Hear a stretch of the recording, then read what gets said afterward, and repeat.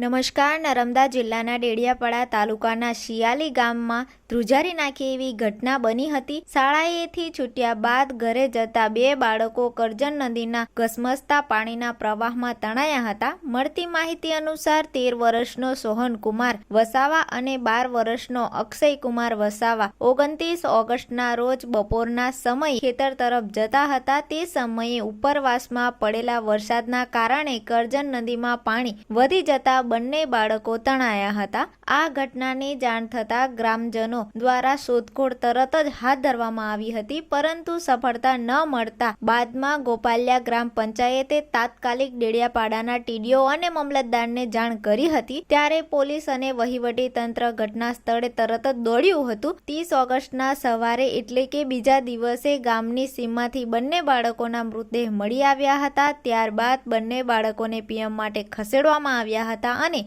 વહીવટી તંત્ર દ્વારા નદીના કિનારે રહેતા લોકોને સાવચેતીથી રહેવા અને નદીના પ્રવાહથી દૂર રહેવાની અપીલ પણ કરી હતી. આ દુર્ઘટનાથી સમગ્ર ગામમાં ચિંતાનું વાતાવરણ છવાયું છે.